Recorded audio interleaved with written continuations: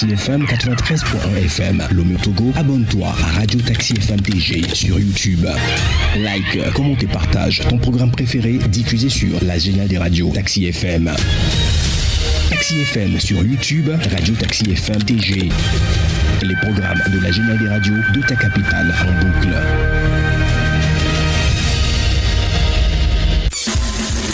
Retrouvez Saint-Irrigator aux commandes de son taxi relooké pour le meilleur du matin. Taxi Media Show, c'est votre rendez-vous d'actualité matinale tous les jours de lundi à vendredi de 7h à 8h30. Informations, révélations, décryptage, tout ce qui fait la une est décortiqué par ceux qui font l'actualité. Taxi Media Show, le show unique radio en direct sur Taxi FM. Taxi Media Show, le 7h. Hugues, Vigneault, Attico. Bon réveil à l'écoute de Taxi FM. L'info de la 7e heure.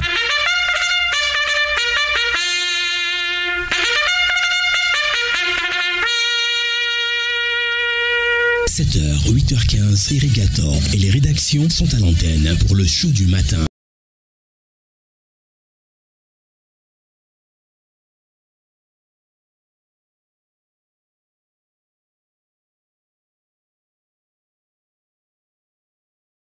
Taxi Media Show pour tout comprendre de l'actualité. Taxi Media Show de ce mercredi 12 mars 2025. Merci de nous rejoindre dans la grande revue de presse matinale sur la bande FM à Lomé, la capitale togolaise, avec d'abord le journal La Manchette qui est ce matin dans les kiosques. Et nous allons tout de suite visiter cette rédaction. Béni Sylvestre, le directeur de publication du journal La Manchette, qui est en ligne avec nous. Béni Sylvestre, bonjour. Oui, bonjour Hugues et bonjour à tous les fidèles branchés. À la une du journal La Manchette de ce mercredi, chantier en déshérence, drame et mort, avec à la une des chantiers finissants ou non finissants. Vous allez nous l'expliquer tout à l'heure. Mais chantier en déshérence, drame et mort, c'est la une de votre journal ce matin. Oui, en effet, Hugues, vous savez, c'est les chefs-d'œuvre donc d'un régime défaillant. Lorsque vous voyez les images que nous avons publiées ce matin, franchement, ça sort de l'entendement. Comment comprendre qu'un gouvernement qui a initié donc un projet d'aménagement, c'est-à-dire des voiries urbaines, et puis plus de 4 ans que ces projets ont été lancés, je vous dis, ces chantiers-là sont presque tous à l'abandon. Regardez, il y a une maison là à côté où tout autour on a creusé. Imaginez que les habitants de cette maison-là, certains ont des véhicules et tout. Ils vont faire rentrer comment? Vous voyez, il y a donc des caniveaux qui sont laissés à l'abandon. Si bien puisque nous parlons donc de drame et de mort, il y a un jeune donc qui est tombé dans un caniveau et qui malheureusement est décédé. Voyez-vous, vous verrez donc des tuyaux, des canalisations qui sont laissés à l'abandon juste parce que il y a soit un problème de décaissement, il y a soit des études qui ont été mal faites. Voyez-vous, aujourd'hui, il y a certains donc de ceux qui exécutent ces travaux-là sont devant donc le fait que sur la voie, il y a des réseaux, des réseaux donc de canalisations de T2 ou de la CET qu'on doit dégager afin donc de continuer le projet. Or, tout cela n'avait pas été budgétisé. Donc, on est devant donc un blocage et il faut véritablement qu'on part au plus pressé pour corriger tout cela. Voyez-vous, vous circulez dans ces quartiers-là, c'est l'enfer au quotidien. Imaginez un seul instant, ceux qui ont loué des boutiques dans ces quartiers-là, ils vont payer gratuitement donc le locataire, mais ils ne vont pas y travailler puisqu'il n'y a pas voie d'accès à leur boutique. Voyez-vous, donc je crois que tout cela est donc à dénoncer. Il faudrait véritablement que le gouvernement puisse trouver rapidement donc les moyens pour que ces chantiers-là soient achevés. On parle donc de 14,5 km de route. Tout cela, c'est pas donc de la mer à boire au Togo. On peut économiser sur des fêtes inutiles qu'on observe, qu'on découvre dans ce pays, ne serait-ce que pour finir ces travaux-là. Et voilà. Donc, c'est le chef-d'œuvre d'un régime défaillant que nous avons publié quand même ce matin, Hugues. Ah oui, avec les photos illustratives. Vous mettez donc à la une chantier en déshérence, drame et mort, les chefs-d'œuvre d'un régime défaillant. À la une de l'hebdomadaire togolais d'investigation et d'analyse, La Manchette. Également à la une de votre journal, Béni Sylvestre, ce matin, vous mettez bientôt Miss Aplusia se détourne de ses objectifs pour que vous mettiez mettez bientôt Missa Aplusia? C'est encore quoi ce matin? Je crois que c'était la question que tu voulais poser, Hugues. Vous savez, depuis que le Aplusia, cette institution, a été installée en 2015, nous avons donc de la peine à observer Aplusia dans sa mission principale. C'est-à-dire qu'il y a des choses qui sont là sur lesquelles on veut véritablement voir Aplusia réagir. Il y a donc le rapport de la CAN 2013 qui est là, le rapport de la CAN 2017 qui est là, plus de 628 millions donc de pertes, de pertes et profits, je ne sais pas, qui sont ceux qui ont mis par devers eux ce montant-là, qui est là pour la CAN 2013. Il y a plus de 600 millions pour la CAN 2017. Nous voulons voir Aplusia réagir sur ça. Il y a donc le rapport de la voie Lomé-Vaughan-Enfoin, cette voie-là où on est obligé de faire 2 décaissements avant donc de finir la voie. Donc il y a des projets qui sont urgents et sur lesquels on veut voir Aplusia. Mais vous voyez, l'institution, c'est des caravanes à Lomé. On prend un cas podium, on fait caravane à Lomé pour sensibiliser les Togolais sur les dénonciations pour la corruption. Mais les Togolais dénoncent déjà la CAN 2013. Ils dénoncent déjà la CAN 2017. Au moins, aller investiguer, trouver ceux qui ont mis par devant eux l'argent de l'État et qui répondent de leurs actes. Mais on ne fait pas, on circule à Lomé avec des cas podium, avec fanfare, on dit qu'on sensibilise. L'autre chose, on a organisé un concours récemment pour les auditions médiatiques, oui. Mais finalement, les résultats ont été accouchés par césarienne. Nous avons un concours là. Et la dernière fois, on nous annonce Aplusia aux côtés donc des femmes, parce qu'à la journée donc du 8 mars, on dit là, Aplusia est aux côtés donc des femmes pour le développement. Mais quand on leur demande tout de suite, ils vont faire des pieds et des mains pour faire un lien avec la corruption. En quoi l'Aplusia va se mettre donc aux côtés des femmes pour le 8 mars pour quelque chose de développement? Vous voyez? Donc on laisse la mission principale et puis on fait carrément autre chose. Donc, et là, nous nous sommes demandé, est-ce que bientôt l'Aplusia ne risque pas d'organiser Miss Aplusia? Puisque les gens donnent l'impression qu'ils sont désœuvrés, les gens donnent l'impression qu'ils n'ont véritablement rien à faire. Donc, ne soyez pas sûr que bientôt, l'Aplusia va organiser un championnat de tir à l'arc ou un championnat de pétanque pour je ne sais pas quoi. Vous voyez, ils n'ont pas de moyens coercitifs, ils n'ont pas les coudées franches pour véritablement impacter sur la corruption. Donc, si bien qu'ils sont là, donc, vous savez, quand tout vous lâche, accrochez-vous à l'essentiel. Donc, ils sont là, ils sont donc dans de petits projets, rien que pour exister. Alors, nous nous sommes posé la question ce matin. Est-ce à cette allure-là, est-ce qu'on n'aura pas finalement Missa Aplusia contre la corruption ou un concours de pétanque ou de tir à l'arc ou c'est pas où un concours de rugby? Je ne sais pas finalement. C'est une question que nous posons ce matin, Hugues. Voilà, c'est l'interrogation à la une de votre journal La Manchette qui fait sourire ce matin. Bientôt, Miss Aplusia, point d'interrogation. C'est votre interrogation à la une de votre journal. Et puis, Ambalo Sissoko assomme la CEDEAO. Vous écrivez à la une de votre journal ce matin. Ah oui, vous savez, je crois que la situation est grave. La situation est grave au niveau de la CEDEAO parce que c'est une institution que plus personne ne respecte, y compris même les chefs d'État. Et Hugues, imaginez-vous qu'un président ou un chef d'État de la CEDEAO chasse, puisque lui-même il a dit, c'est moi qui les ai chassés, chasse donc une mission de la CEDEAO dans son pays. Pourquoi? Parce qu'il y a crise et la CEDEAO a dépêché une mission dans son pays pour trouver donc des solutions à la crise.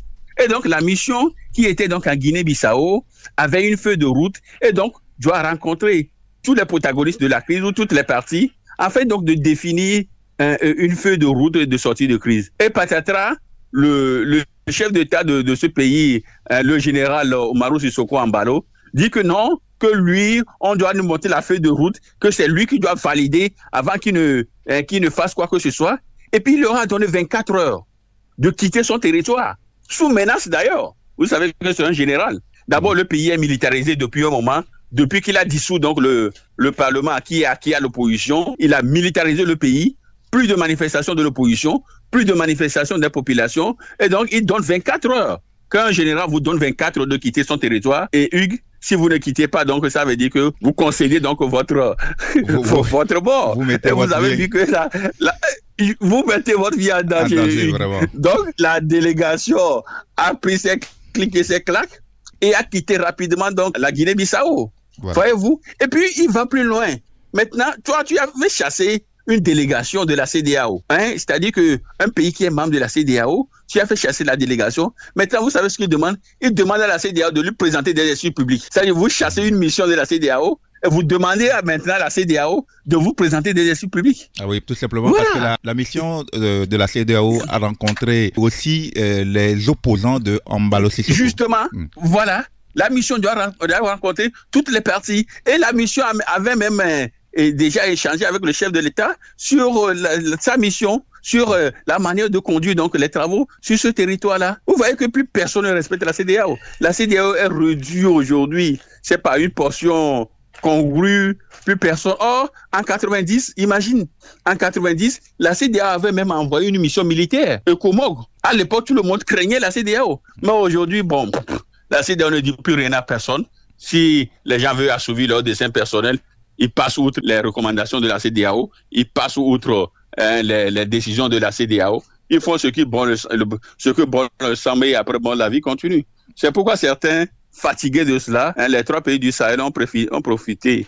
Ils ont créé donc leur 8, leur truc à eux, l'alliance des États du Sahel, ne serait-ce que pour être loin donc de tous ceux qui disent autre chose. Or, Embalo avait donné des leçons à ces trois pays du Sahel là sur la démocratie. Mais aujourd'hui, c'est lui-même qui foule au pied donc les recommandations ou les décisions de la CEDEAO. C'est triste, c'est triste, mais bon, voilà quoi, c'est ce qu'on va voir avec nos chefs d'État qui, véritablement, sont des éternels insatisfaits. Il veut finir au pouvoir. Or, le même Embalo nous avait dit ici, Hugues, tu te rappelles, que sa femme lui avait déconseillé de faire un second mandat. Tout à fait. Et il dit, il va respecter les décisions de sa femme. Maintenant, quelques jours après, tu reviens, tu dis, je suis candidat. Et moi, tant que je serai ici, la CEDEAO ne mettra plus pied dans mon pays. Voilà, malheureusement, c'est ça. Donc, il assomme la CEDEAO. On verra la réaction des autres chefs d'État. Mais bon, comme on connaît un peu la manière dont les choses se passent, plus personne ne lui dira bon. Et la vie continue. Voilà. C'est cela, malheureusement. À lire à la une du journal La Manchette de ce mercredi, Embalo assomme la CEDEAO. Et puis, en manchette, championnat national de pétanque phase régionale, la JPCB, championne du Grand Lomé. Et puis, en bonus, la liste et photos des sénateurs pour les lecteurs qui peuvent aller à la page, à la page 8. Voilà, pour découvrir. Là, à la page 8, vous avez la liste de tous les sénateurs, les 61 que nous avons. Donc, c'est en bonus à la page 8, tout en couleur. Donc, il faudrait que les Togolais aillent chercher ça, quoi. C'est pour l'archive aussi, hein. Oui. C'est important. Justement.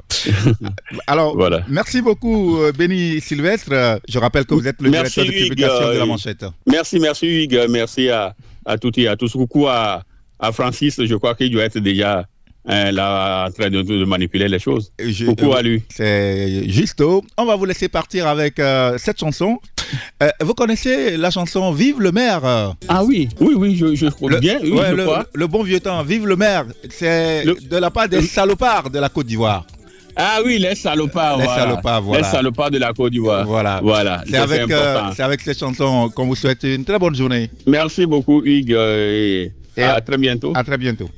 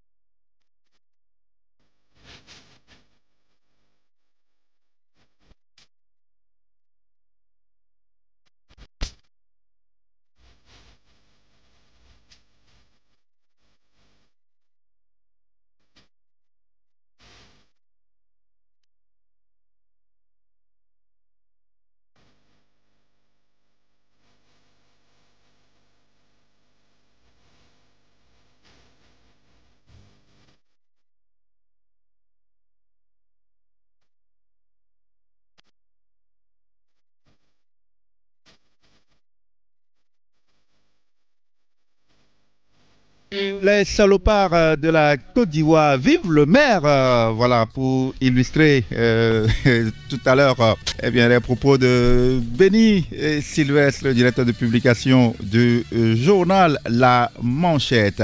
La grande revue de presse matinale sur la géniale des radios Taxi FM. Nous continuons cette revue de presse avec dans les kiosques le journal La Dépêche, l'hebdomadaire d'information générale paraissant au Togo. Et à la une du journal La Dépêche, une interrogation. En quoi la mise en place du Sénat contribuera-t-elle au bien-être des citoyens? Voilà l'interrogation de La Dépêche à la une ce matin. Première session extraordinaire du Parlement de la CEDEAO. La présidente Memounatou Ibrahima invite à la recherche des causes des crises dans la sous-région. Avec à la une la photo de la présidente du Parlement de la CEDEAO. Journée du 8 mars 2025, accélérer l'autonomisation des femmes et de la jeune fille, peut-on lire également à la une du journal La Dépêche. Et puis les Togolais, Bishop Donald et la prophétesse Blessing, reçus par Donald Trump à la une du journal La Dépêche.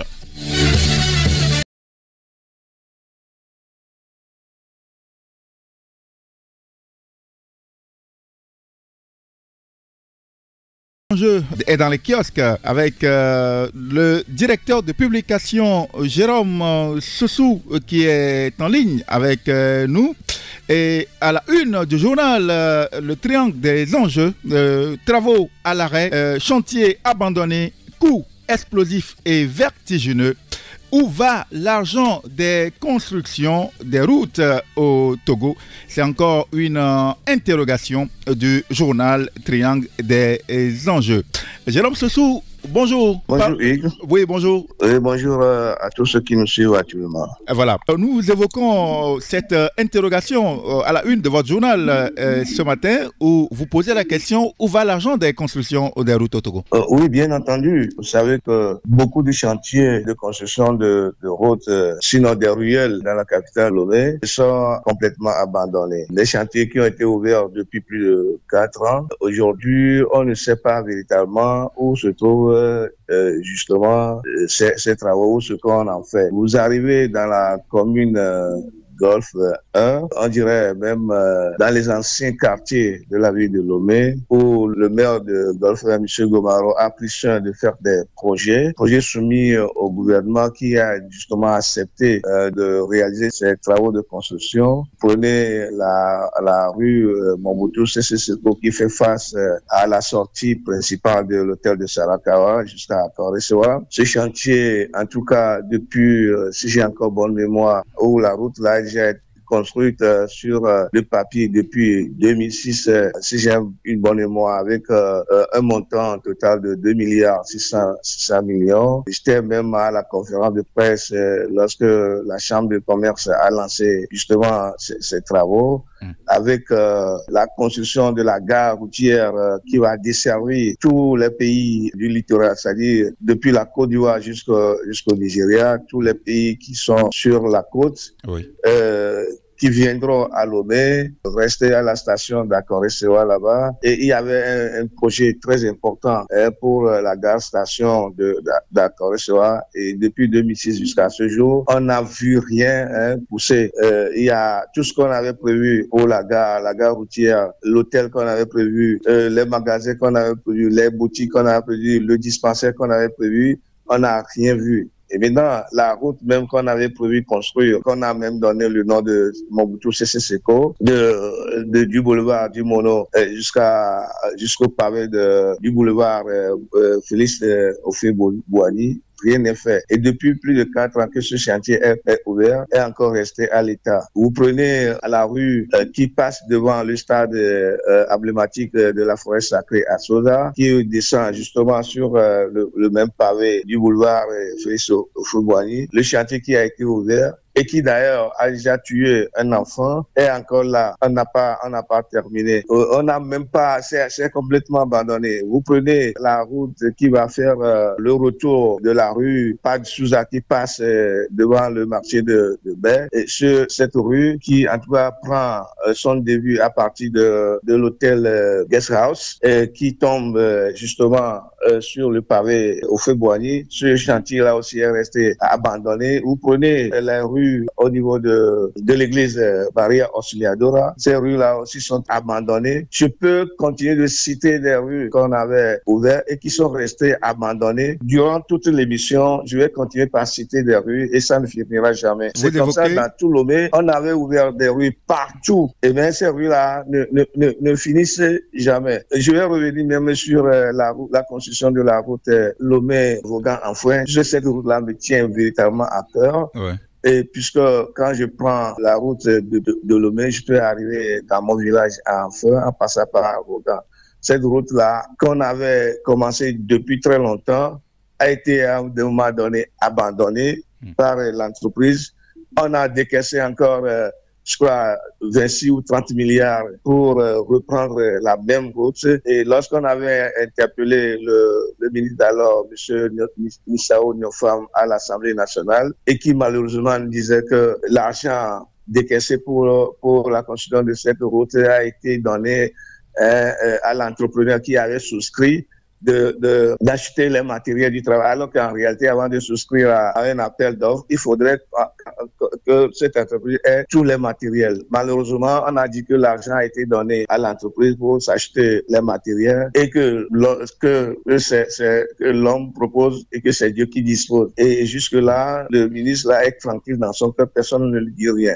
Donc, c'est comme ça qu'il y a tellement de gabegies, c'est comme ça qu'il y a des scandales financiers dans la construction de ces routes-là qu'on avait ouvertes depuis. Et ce sont les riverains qui en souffrent énormément. Il y a une route dont je parlais tout à l'heure qui passe devant le marché d'Arigo et qui, malheureusement, je suis, mon bureau est à côté ou le long de cette route. Il fallait voir tout ce qu'on on raconte comme difficulté tous les jours que Dieu fait. Maintenant, je crois la semaine passée ou la semaine passée, on avait repris les travaux, mais on ne sait pas justement à quel niveau on en est pour la construction de ces routes. Tellement de la gabégie, du gaspillage, on ne comprend rien.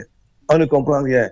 Entre-temps, on nous avait dit que c'est la TDE qui doit revoir ses réseaux, c'est la CT qui doit revoir ceci. Alors qu'en réalité, il y avait un budget. Il y avait un budget auparavant et que maintenant, on a refait encore le budget. C'est-à-dire que le budget va s'agrandir parce que la T2 est intervenue, parce que la CT est intervenue. Mais ce n'est pas normal. C'est comme ça qu'on gaspille l'argent du pays tous les jours.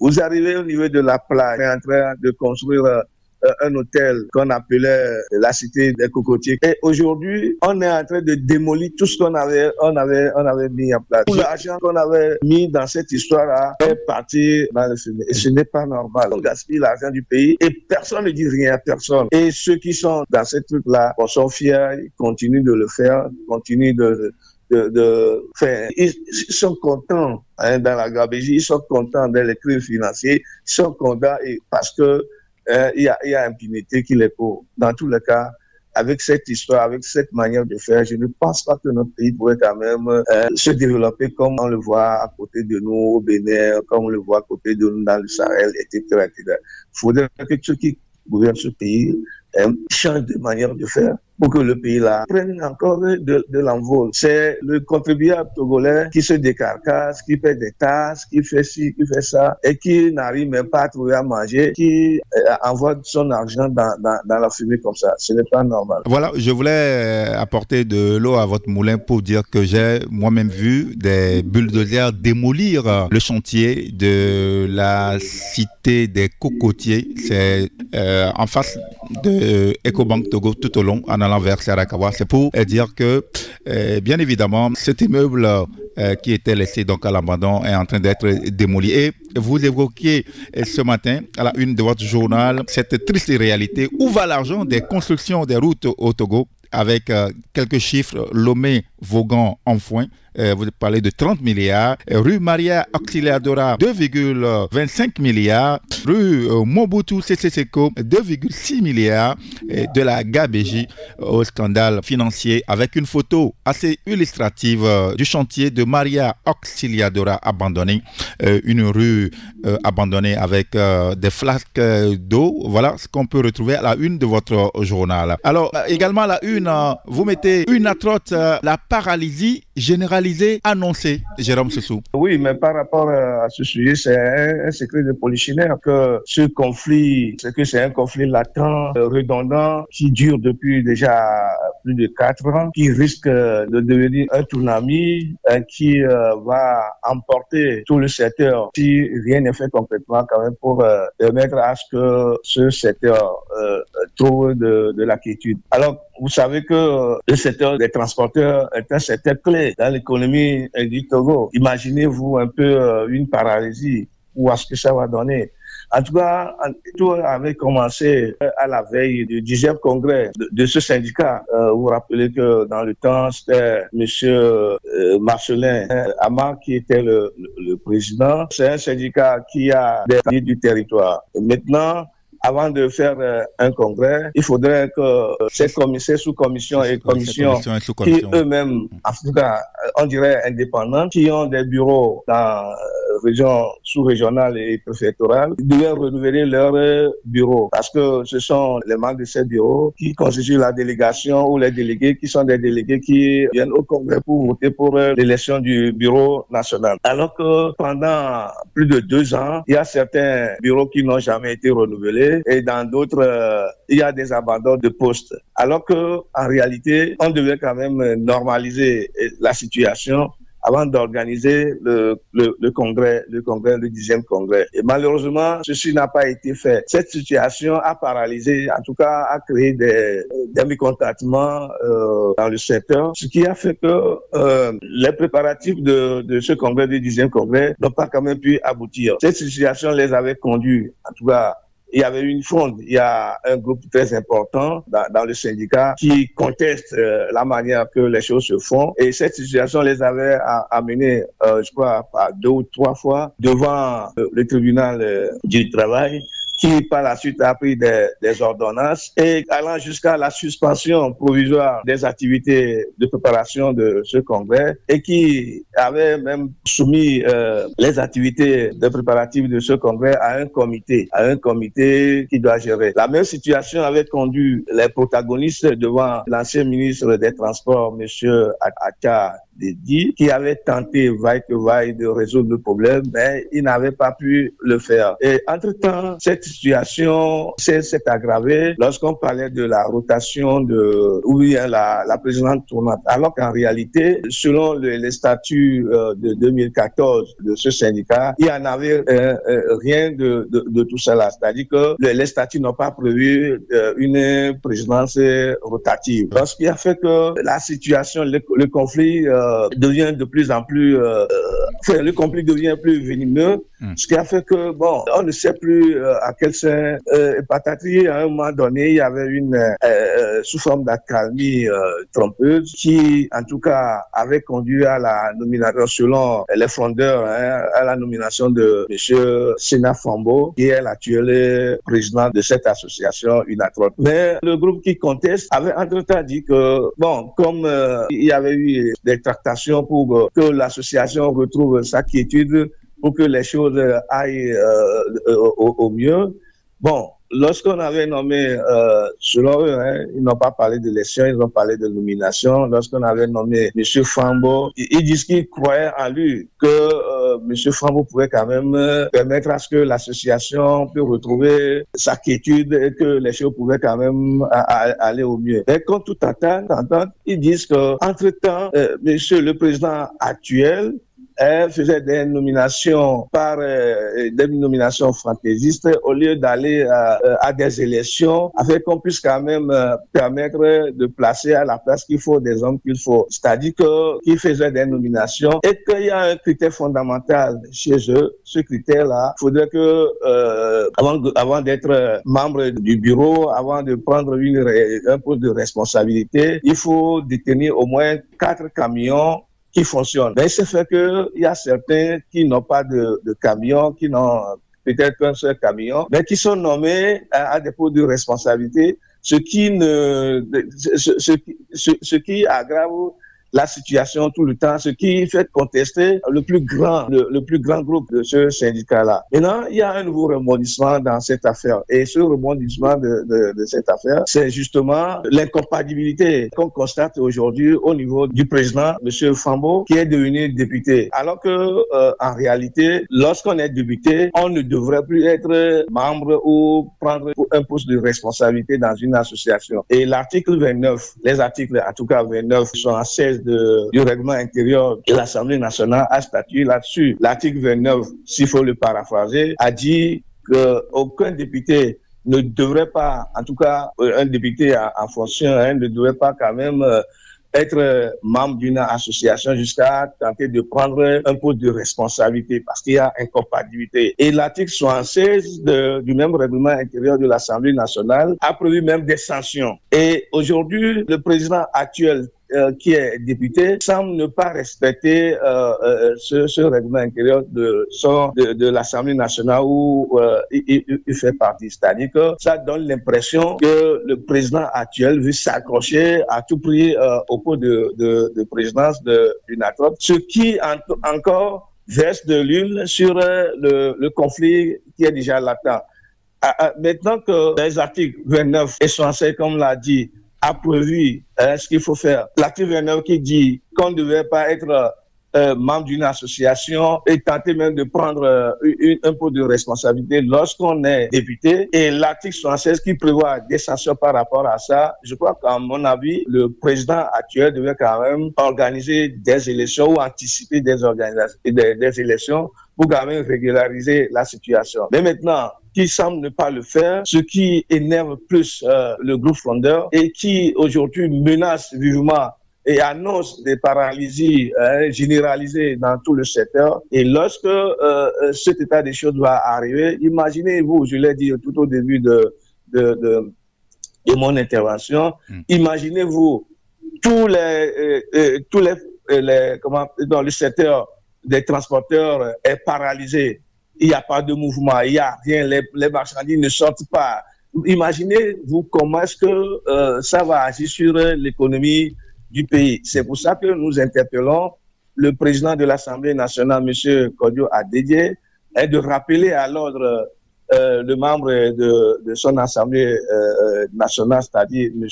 Sénat Fambo, ou alors de prendre des dispositions adéquates pour quand même permettre à ce que ce secteur ne soit pas paralysé. Parce qu'il y a une menace réelle, actuellement qui plane dans tous les cas sur ce secteur-là. Et lorsque rien ne sera fait pour y arrêter l'hémorragie ou pour arrêter le tsunami annoncé, il y a un grand risque que ce secteur crée d'énormes difficultés pour l'économie du Togo. L'économie du Togo qui est déjà dans la zone rouge parce que aujourd'hui le Togo n'arrive plus à trouver de l'argent pour en tout cas financer les chantiers de construction des routes que nous avions annoncé tout à l'heure. Et encore que ce secteur très important, très clé dans l'économie du Togo va être paralysé juste à cause d'une seule personne ou à cause de l'intérêt d'une seule personne. Faut que le président de l'Assemblée nationale fasse en sorte de rappeler à l'ordre ce député ou alors de prendre des dispositions afin que ce que les fondeurs ou ce que ce groupe important dans le secteur des transports est un objectif. Voilà, merci beaucoup Jérôme Sessou. Vous mettez à la une compatibilité du président gestion chaotique, contestation, une atroce, la paralysie généralisée annoncée. Il faut dire qu'il y a aussi d'autres titres que les lecteurs vont découvrir à la une du journal Triangle des enjeux. Notamment, vous revenez sur l'interview de Mahamadou Boukoungou, le PDG du groupe Ebomaf, qui dit, et je cite, Ebomaf est un acteur clé du développement infrastructurel en Afrique de l'Ouest et du Centre. Et puis l'opposition à la croisée des chemins brave la peur, la terreur et l'égoïsme. Le MMK interpelle les compagnies pétrolières du Togo. Et puis, festival du football féminin et lutte contre les fléaux. Togboui, Lanklivi, premier, mobilise. Voilà donc les différents titres à lire à la une du journal Le Triangle des enjeux de ce mercredi. Jérôme Sessou, merci beaucoup. Oui, merci aussi à vous. Beaucoup de courage pour le travail que vous faites. Ce n'est pas facile en tout cas. Voilà. On va vous laisser partir avec ce titre pour vous souhaiter une bonne journée. Vous vous souvenez encore de Agbe Adiezo, le groupe Jatankan. Mais la vie est toujours chaude. Hein. Depuis la chanson là, elle est vieille, mais elle est encore d'actualité. Tout à fait. Voilà. Et je crois que c'est du groupe Jatankan. Le groupe Jatankan. Voilà. Agbe Adiezo. Agbe Adiezo. Voilà. Pour vous souhaiter une très bonne journée. Merci beaucoup. Et à bientôt, Jérôme Sessou.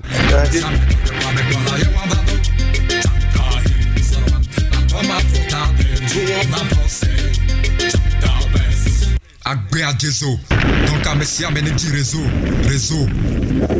O te masqué si besoro, ne jim la si o la CD, voit jam ta cam dio ma cheme. Agbe Adiezo.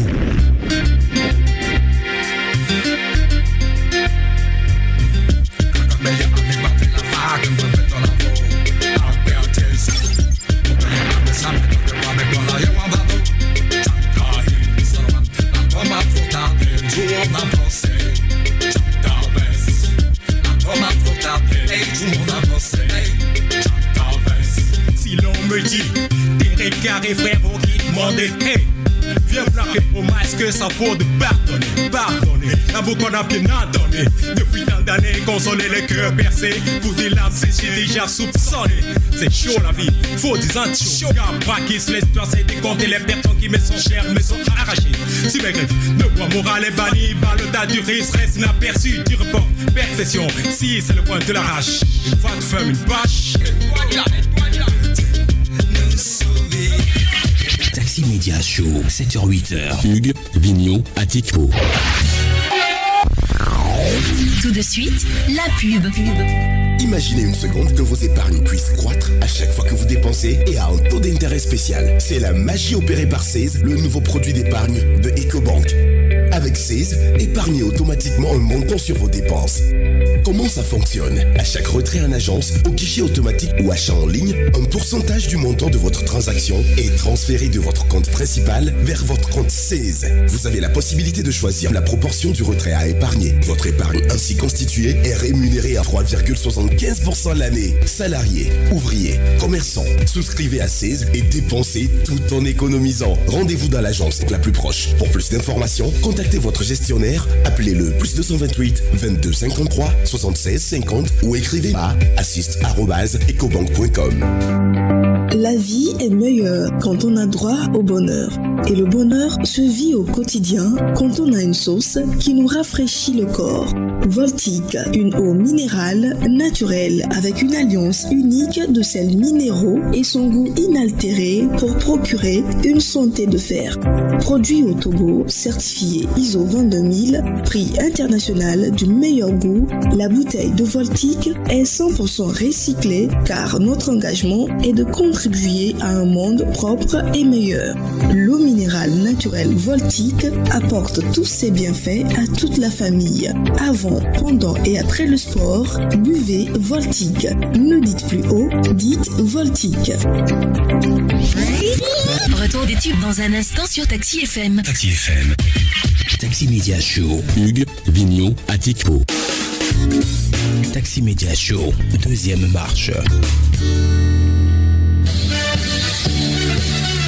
Taxi Média Show de ce mercredi 12 mars 2025, la grande revue de presse sur la géniale des radios.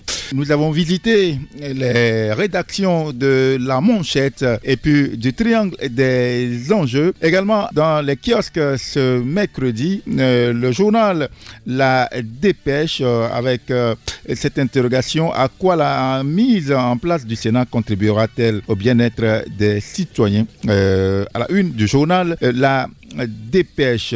Également ce mercredi dans les kiosques, nous avons le journal La Lanterne. Esclavagisme des sociétés de placement au Togo, halte à cette pratique ignominieuse, écrit le journal à la une. Avec cette stratégie bancale pour se maintenir au pouvoir, comment peut-on bannir les coups d'État militaires? S'interroge le journal La Lanterne avec en photo à la une la photo donc de Ambalo Sissoko. On a parlé avec Béni et Sylvestre dans la première heure de cette revue de presse. Et puis insuffisance de l'aide de l'État à la presse, qui, pour sauver les médias togolais de la précarité, sauf fort l'interrogation de La Lanterne, à lire donc à la une du journal ce matin. Également dans les kiosques ce mercredi, le journal Tampa Express avec ce titre qui barre la une du journal Tampa Express: Togo, usurpation foncière à Pomé, l'État toujours insensible à la détresse des populations, avec une photo d'un regroupement des citoyens. La une du journal Tampa Express de ce jour. Également à la une, Togo couche de structures de toutes sortes et pour quels résultats? Le saupoudrage de pain politique qui tue l'espérance d'un take-off économique, à lire à la une du journal Tampa Express. Et puis quand la gouvernance Faure Gnassingbé leurre les Togolais par des concours au lendemain incertain, avec la photo de Gilbert Baora et de Faure Gnassingbé à la une. Et puis comprendre la crise actuelle des banques togolaises, les licenciements à Sonobank et fermeture d'agences. Un titre à lire à la une du journal Tampa Express. Et puis les leaders communautaires et religieux de Duffelgou s'engagent pour la protection des jeunes. Voilà pour le bimensuel d'information Tampa Express à retrouver dans les kiosques ce mercredi.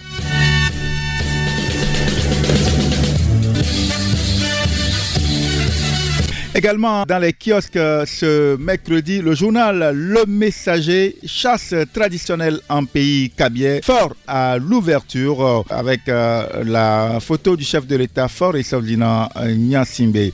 Également à la une du journal Le Messager de Tchaboré Bouraïma, Mahamadou Boukoungou n'est pas cité. Nous mettons quiconque au défi de prouver le contraire. C'est un extrait de l'interview du PDG du groupe Ebomaf au sujet du rapport de la Cour des comptes du Sénégal. Et puis, rencontre d'évaluation, le directeur général de la SAFER échange avec les régisseurs des postes de péage, à lire à la page 6 du journal Le Messager de ce mercredi. Et puis, Journée internationale de la femme, plein feu sur les actions de BOA à Togo, qui marque l'engagement de l'institution en faveur des droits des femmes. Voilà, la une du journal Le Messager, l'hebdomadaire togolais d'information générale et de publicité. Le Messager dans les kiosques ce mercredi.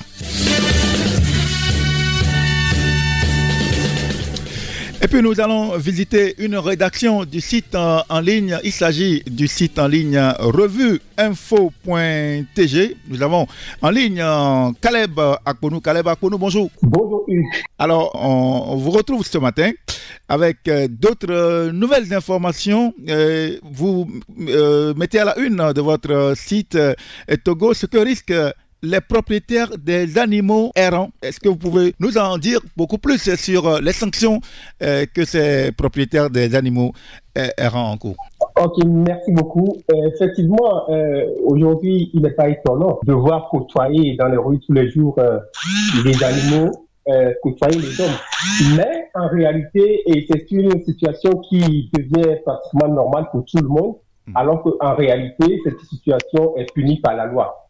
Donc, des dispositions qui existent, c'est pas aujourd'hui, ça existe depuis pratiquement 2 à 3 décennies parce qu'il existait un décret depuis 1987 et ce décret-là punit la divagation des animaux. Cela veut dire que d'abord, lorsque vous laissez par exemple vos poules ou bien les chiens se promener dans les rues, une fois que l'autorité saisit votre animal, d'abord il est directement conduit aux fourrières. Donc, quand l'animal est conduit aux fourrières, maintenant, il s'agit maintenant en fonction de l'animal. Cela veut dire que c'est l'autorité qui définit maintenant la fonction. En fonction de l'animal, vous êtes pénalisé et par une amende. Ensuite, quand vous venez après cette amende-là, avant de retirer votre bête, vous êtes obligé également de payer les frais de fourrière et également de payer les frais les frais investis pour nourrir l'animal durant son séjour aux fourrières. Mais tout cela, vous devez le faire dans l'intervalle d'1 semaine. Cela veut dire que lorsque vous ne le faites pas, l'autorité saisit l'animal et le met aux enchères. Donc cela veut dire que l'argent qui sera récupéré de ces enchères-là, l'argent-là reviendra à la commune ou peut-être à la mairie dans laquelle se trouve l'animal. Donc c'est un peu ça. Mais aujourd'hui, je ne sais pas si beaucoup ne connaissent pas cette loi. Ce qui fait que lorsque vous circulez dans les rues, vous voyez des animaux divaguer et puis on constate qu'au niveau de cette loi même, il y a du laxisme. Ça veut dire que c'est pas aussi trop appliqué, ce qui fait que tout le monde fait à sa tête aujourd'hui. Donc pour nous, il était plus question d'attirer un petit peu l'attention des uns et des autres et aussi d'inciter l'autorité à être aussi plus rigoureux sur la question. Voilà, les propriétaires des animaux errants, ce qu'ils risquent, voilà, en laissant divaguer les animaux dans les rues de Lomé, vous nous mettez donc la puce à l'oreille dans votre article. Alors, l'opération Togo Propre sera de retour très bientôt. Effectivement, l'opération Togo Propre sera de retour très bientôt. Vous savez, il faut dire que l'opération Togo Propre a été lancée en 2014. Mais compte tenu de la situation de coronavirus qui a prévalu entre-temps, l'autorité a dû surseoir cette opération-là. Donc aujourd'hui, l'occasion était pour le ministre des Droits de l'Homme de revenir sur les objectifs et notamment l'importance de cette opération-là pour le pays. Voilà donc cette initiative du ministère des Droits de l'Homme, de la formation à la citoyenneté, des relations avec les institutions de la République. Et puis, 43 élèves coupables de grossesse sur des élèves filles sont exclus. Je pense que c'est au niveau de la direction régionale de l'éducation de Plateau. Oui, effectivement, c'est au niveau de la direction de l'éducation régionale de Plateau. Et depuis hier, la décision ne cesse de couler d'encre et de salive. C'est devenu controversant. Tout le monde y va de ces analyses, mais ce qu'on fait, l'autorité a décidé de sanctionner. Ils sont au nombre de 43 coupables de grossesse sur des élèves filles exclus au niveau de la direction régionale de l'éducation de Plateau au Ouest. Merci beaucoup. On vous laisse partir avec le titre Demain, il fera beau de Caporal Wisdom. À très bientôt.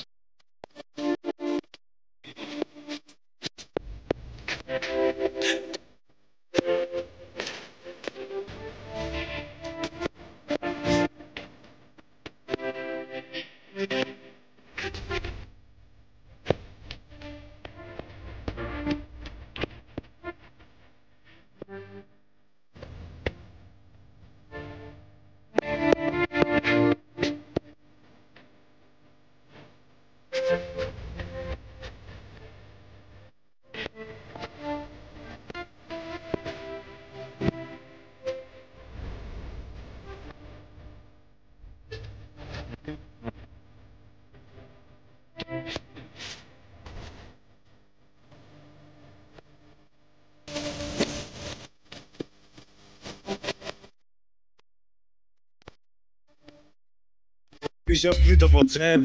Emmanuel arrive alors, on va. Non, demain, il fera beau de Caporal Wisdom. Voilà, on vit avec de l'espérance. La suite de la revue de presse de ce mercredi avec le journal La Nouvelle République dans les kiosques ce mercredi. Avec à la une la photo de Dr Lydie Bessi-Kama, ministre des Sports et des Loisirs. Forum international de Lomé sur la psychologie au service du sport. Retour sur les résolutions et les recommandations, peut-on lire à la une du journal La Nouvelle République. Et puis l'interview de Mahamadou Boukongo, le PDG du groupe Eboumaf, qui dit, je cite, aucun rapport ne me cite nommément au Sénégal. Non, je ne suis pas visé par un mandat d'arrêt dans ce pays. Peut-on lire également à la une du journal. Et puis, en bas, Fort et Sadina Nyasingbe qui dit, je cite, l'année 2025 marquera un renouveau de notre vie démocratique.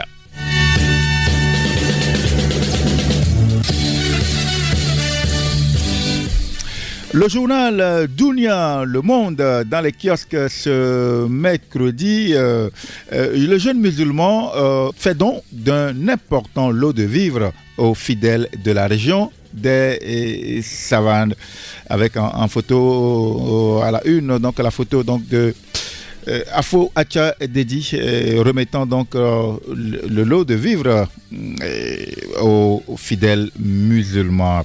Également, l'interview de Mahamadou Boukongo, le PDG du groupe Eboumaf. Il n'y a aucun dossier judiciaire contre notre personne au Sénégal, encore moins une menace d'arrestation, avec la photo de Mahamadou Boukongo. La HAC célèbre la Journée internationale de la femme, à lire à la page 5 du journal Dunia Le Monde.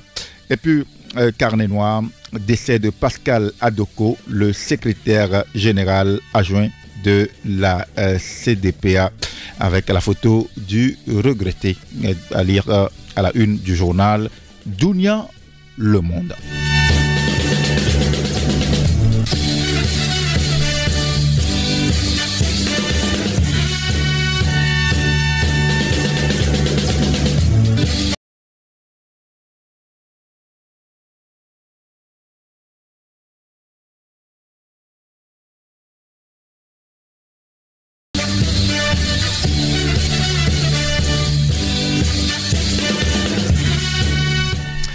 Ecofinance dans les kiosques ce mercredi. Afreximbank l'Ouganda rejoint le FEDA avec une photo de la signature donc de convention pour l'Afreximbank avec l'Ouganda qui rejoint donc le FEDA. Également à lire à la une du journal Ecofinance, mission économique en Chine, près de 100 opérateurs togolais en quête d'opportunités d'affaires, à lire à la page 4 du journal Ecofinance. Journée internationale de la femme 2025, la SAFER marque d'un saut indélébile la célébration, à lire à la page 2 du journal Ecofinance. Et puis au Burkina Faso, Coris Bank célèbre une performance inédite et renforce ses liens avec ses partenaires et investisseurs, à lire à la page 6 du journal Ecofinance dans les kiosques ce mercredi.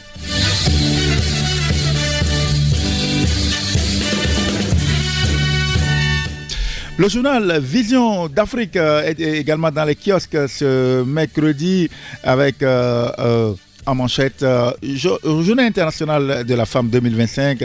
Dr Sandra Ablamba Johnson qui fait donc un hommage aux femmes et un appel à l'action pour l'égalité, à lire à la page 2 du journal. Miss Campus Togo 2025, Konian soutient la création et l'innovation technologique. Au Sénégal, Mahamadou Boukongo, entre vérité et ambition pour l'Afrique. Interview à lire à la page 4 du journal. Et puis, 8 mars, à l'université de Kara, l'étudiante Koro Thérèse remporte le concours d'art oratoire Mon avis scientifique, à lire à la page 3. Et puis, Journée internationale des droits de la femme, l'Akebu célèbre la femme, à lire à la page 2 du journal Vision d'Africa.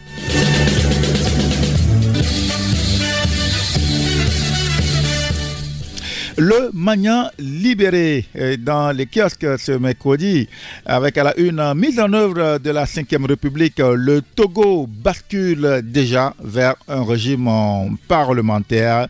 Les visages du premier Sénat togolais, voilà, à lire à la une du journal Le Magnan libéré. Et l'interview du président directeur général du groupe Ebomaf, et le PDG du groupe Ebomaf qui rompt le silence. Aucun rapport ne me cite nommément au Sénégal. Non, je ne suis pas visé par un mandat d'arrêt dans ce pays, déclare Mahamadou Boukoungou. Tradition, fin des rites funéraires en pays kabyère. La période de chasse traditionnelle s'ouvre par une danse de chasseurs à Pia Odo, à la une du journal Le Magnan libéré, qui fait également un focus sur le transport routier, la circulation en péril, écrit Le Magnan libéré, des accidents récurrents à cause des taxis-motos et des tricycles surchargés, et pourtant leurs activités sont bien réglementées, estime donc le journal Magnan libéré, à lire dans les kiosques ce mercredi.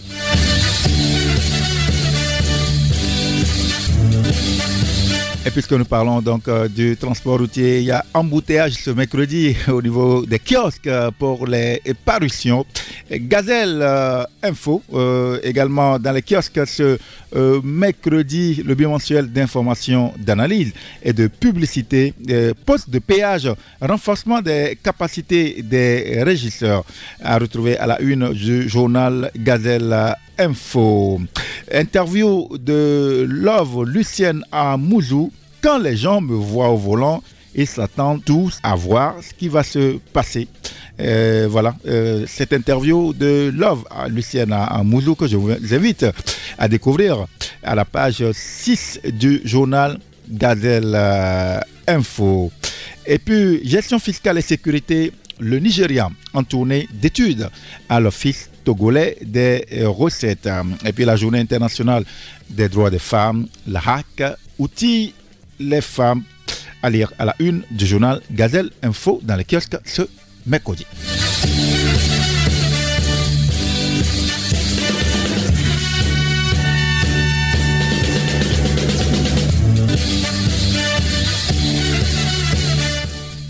Et puis nous allons boucler la série de revues de presse avec les journaux dans les kiosques. Depuis hier, le magazine L'équipe sportive qui est dans les kiosques. Dossier football championnat D1, D2, c'est une affaire d'argent. Écrit notre confrère du journal L'équipe sportive. Combien gagnent les joueurs, les pensionnaires des clubs de D1, de D2? La subvention, une goutte d'eau dans l'océan, et puis des défis pour l'État. C'est un dossier donc du journal L'équipe sportive. Et puis du commerce sur les terrains, quels bénéfices s'interroge le journal L'équipe sportive. C'est le grand dossier à suivre dans ce journal. Et puis devoir de mémoire, Lucas Aguiar, la muraille en défense. Il faut également retrouver à la une du journal L'équipe sportive Irlande, Richkov Boevi, une nouvelle piste pour les éperviers du Togo. Bewa Togo, la banque par excellence de l'entrepreneur féminin au Togo. Et puis USA Basketball, Ukon rend hommage à Samson Johnson. Et puisque nous parlons donc de Samson Johnson, eh bien, l'Union pour la patrie a fait un grand titre donc sur ce jeune qui nous a émerveillé à l'Ukon, son université qui rend donc hommage à Samson Johnson. Samson Johnson qui a disputé samedi dernier face à Seton Hall, son dernier match à domicile de sa carrière universitaire avec les Yukon Huskies. À l'issue donc de la rencontre, il a été honoré avec d'autres coéquipiers à l'occasion de la journée des seniors au pavillon Gampine. Il met ainsi fin à la dernière étape d'un voyage mondial de basketball depuis son pays, le Togo, jusqu'au cœur d'un programme, d'une équipe et d'une base de fans de Connecticut, sous les yeux donc de ses parents, venus expressément de Lomé pour assister à ce moment émouvant de sa carrière. Samson, de son surnom, a régalé pour son dernier match à domicile avec 14 points et 6 rebonds pour une victoire éclatante de 81 à 50. Il y avait vraiment beaucoup d'émotions. C'était la première fois que ma mère me voyait jouer en live. Alors je voulais juste y aller et faire une très bonne performance. Le simple fait qu'il soit là m'a ajouté beaucoup de la joie, à témoigner donc le jeune Samson qui a terminé sa saison donc par une belle victoire. Arrivé en 2021-2022, il a été amoindri par des blessures et n'a disputé que 13 matchs. Il a été à nouveau blessé en 2022-2023 et a été écarté de la rotation même lorsqu'il était en bonne santé. Il a obtenu moins de 5,4, 2,8 rebonds en 16 minutes. Ses dunks étaient si rapides et puissants. Johnson a réussi 36 dunks cette saison après avoir terminé avec seulement 17 dunks la saison dernière. Des hommages rendus donc à Samson Johnson sous le regard de ses parents lors donc de sa dernière saison universitaire. Voilà, à lire également à la une du journal L'Union pour la Patrie.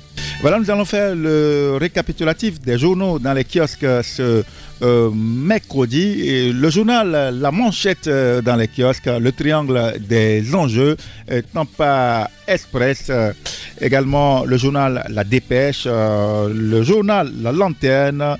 Vous pouvez également retrouver dans les kiosques le journal Le Messager, La Nouvelle République, Dunia Le Monde, Ecofinance Vision d'Afrique, Le Magnan Libéré, La Gazelle Info. Vous pouvez retrouver également dans les kiosques l'équipe sportive et également vous pouvez parcourir les sites comme afripresse.tg, Togo Breaking News et puis la revue info.tg pour vous suivre toute l'actualité au niveau national et international. On va se quitter sur cette mélodie de Amélie Miassi de l'association Jeunesse Chrétienne d'Agonivé pour vous souhaiter une très belle journée en compagnie des programmes de la Générale des radios. C'est avec plaisir que je vous retrouverai demain pour la grande revue de la presse de la 93.1. Bonne journée à toutes et à tous et merci également à Justin Agouvé pour la mise en onde. À très bientôt sur la Générale des radios.